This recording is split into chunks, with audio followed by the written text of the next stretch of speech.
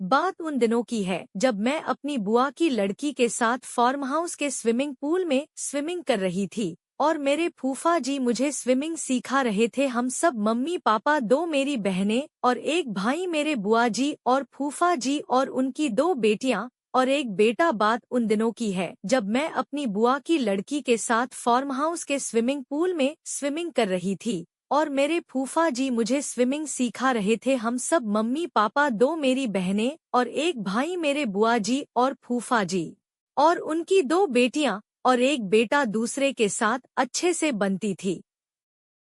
Farm house में swimming pool था और तभी सभी ने स्विमिंग पूल में स्विमिंग करने के बारे में निर्णय लिया, लेकिन सिर्फ दो जनों को छोड़ के किसी को भी स्विमिंग नहीं आती थी, खास करके मुझे तो बिल्कुल भी नहीं।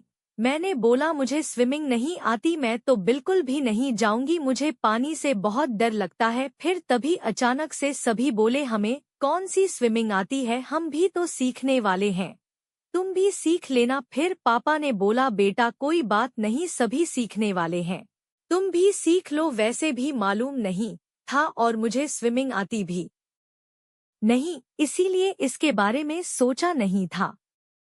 जीत फूफा जी ने अपने किसी दोस्त का यह फार्म हाउस बुक किया हुआ था, इसीलिए यहाँ हमारे अलावा और कोई नहीं था। शाम का समय था और आसमान पर हल्के हल्के बादल थी और इसीलिए मौसम बहुत ही खुशनुमा हो रहा था। मेरी मम्मी अपनी बहनों और दूसरे रिश्तेदार औरतों के साथ बैठे बातें कर रही थी और पापा भी उनकी उम्र के मर्दों के साथ स्विमिंग कर रहे थे, लेकिन वह बहुत ही दूर थे। मैं बुआ के लड़के जतिन भैया और उसकी वाइफ शालिनी भाभी के साथ एक कोने में पानी में मस्ती कर रही थी। पानी काफी ठंडा था और गहरा भी था। हम जहाँ स्विमिंग कर रहे थे वहाँ पानी हमारे गले तक था। मैं गहरे नीले पूल में, पानी भी नीला लग रहा था। सभी कुछ लड़कियों और लड़कों को स्विमिंग सिखाने के बाद जीत फूफा जी अब मुझे स्विमिंग सिखाने वाले थे। जीत फूफा जी ने मुझे पहले स्विमिंग के बारे में बताया। उन्हें मालूम था कि मुझे स्विमिंग बिल्कुल भी नहीं आती है। उन्होंने कहा वे मेरी मदद करेंगे और सिखा देंगे। फिर उन्होंने मेरे पेट के नीचे एक हाथ रखा और कहा हाथ और पैर की मदद लेकर मुझे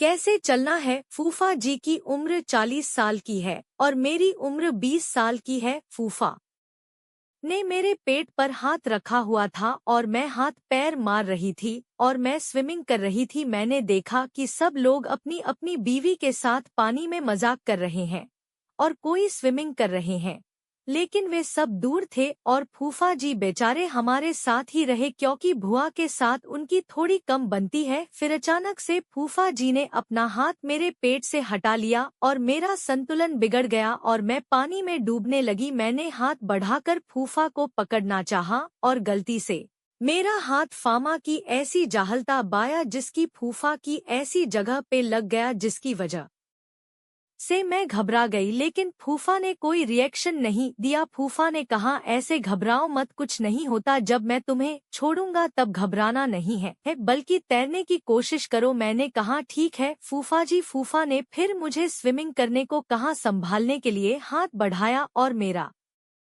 हाथ फिर से अंकल के उसी जगह पर लगा। शायद अब मैंने जानबूझकर वहीं पर हाथ लगाया था। तभी मेरे फूफा की लड़की ने कहा कि अभी मुझे स्विमिंग सीखनी है, तो मैंने कहा नहीं अभी मुझे स्विमिंग सीखनी है, तो मैंने कहा नहीं अभी मुझे अच्छे से स्विमिंग आई नहीं, थोड़ी देर और सीखने दो फिर तुम सीख लेना। मैं फिर से स्विमिंग करने लगी। मैं जानबूझकर बार बार गिरती थी और हर बार फूफा को ही हाथ लगाती थी क्योंकि ऐसा करने से मुझे बहुत अच्छा लग रहा था। मैंने फूफा की आंखों में एक अलग ही चमक देखी थी। उनकी आंखों में अब एक नया इशारा था, वह मुझे और ज्यादा महसूस करना चाहते थे। फिर उन्होंने मुझसे पूछा कि क्या और प्रैक्टिस करोगी, लेकिन ऐसा लगा कि उनका गला सूख रहा था और बड़ी मुश्किल से आवाज निकल रही थी। अभी मैं जवाब देने ही वाली थी कि पापा और भैया ने आवाज दी और कहा चलो लड़ क्यों, अब रात होने वाली है। मैं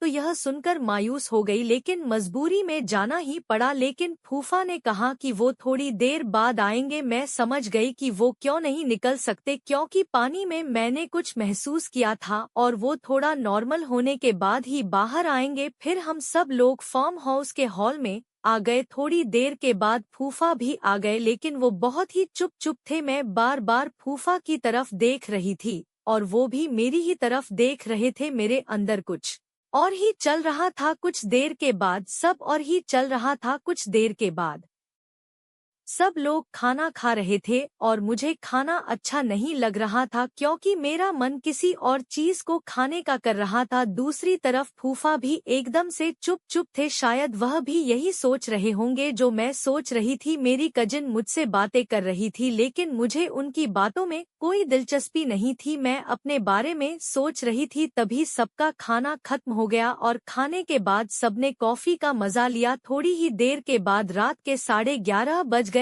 तब पापा ने कहा, अब सब लोग सो जाओ और सुबह नाश्ता करके वापस जाना है। सबका हॉल में फर्श पर ही बिस्तर लगाया गया। मेरा बिस्तर दीवार के पास खिड़की के नीचे लगाया। मैं वहीं लेट गई। सभी मर्दों के बिस्तर एक साथ लगाए गए और उनके पैरों की तरफ थोड़ी दूरी पर सबके बैग लगाए गए। मैंने देखा कि फूफा का बिस्तर मेरी खिड़की के बाद एक खिड़की छोड़कर लगाया गया है। उनके बराबर थोड़ा दूर पापा का बिस्तर था। हम सब के लेटने के बाद हॉल की लाइटें बंद कर दी गई। मेरी खिड़की से चांदनी की रोशनी अंदर आ रही थी और उस खिड़की के नीचे रात की रानी की खुशी मुझे और मदहोश कर रही थी। मैं आज शाम के एक एक पल को याद कर रही थी। मैंने सोने की बहुत कोशिश की, लेकिन मुझे नींद नहीं आ रही थी। बस वो ही पल बार बार मेरी आंखों के सामने आ रहा था। मैं सिर्फ करवट बदल रही थी। मुझे अपने ऊपर आश्चर्य हो रहा था। मैं तो बिस्तर पर गिरते सो जाती हूँ, लेकिन आज नींद मेरे कोसों दूर थी। हॉल में अब खर्राटों की आवाजें आने लगी। सभी थक गए थे, सभी नींद में थे। मैं कल के बारे में सोच रही थी और अब सब कुछ मेरी बर्दाश्त से बाहर हो रहा था। मैं भी जानती थी कि फूफा भी मेरा ही सपना देख रहे होंगे। आज जो भी हुआ था मेरे लिए मजेदार था। मुझे चैन नहीं आ रहा था और समझ में नहीं आ रहा था कि क्या करूं। दिल तो कर रहा था कि फूफा जी मेरे पास आ जाएं और मेरे साथ खूब सारी बातें करें। यही सोचते ही मेरे मन में एक खेल आया कि क्यों ना मैं ही फूफा के पास चली जाऊं। फिर मैंने सोचा कि कहीं कोई गड़बड़ ना हो जाए। मैंने चारों तरफ देखा, सब गहरी नींद में थे। मैं धीरे से उठकर खड़ी हुई और अंधेरे में कुछ नहीं दिख रहा था। चांदनी भी गायब थी बादलों की वजह से। फूफा जी जिस खिड़की के पास थे वहां पर पर्दा था, इसलिए वहां और भी अंधेरा था। उनका बिस्तर मुश्किल से नजर आ रहा था। मैंने अब मन में सोचा कि आज मैंने बात नहीं की तो फिर यह मौका शायद कभी मिले या ना मिले, कुछ पता नहीं, लेकिन डर भी लग रहा था। आज की कहानी में बस इतना ही। अगर आपको ये कहानी पसंद आई हो तो वीडियो को लाइक और कमेंट में पार्ट 2 लिख दे, जिससे हम आपके लिए इस कहानी का पार्ट 2 लेकर आ सके। धन्यवाद।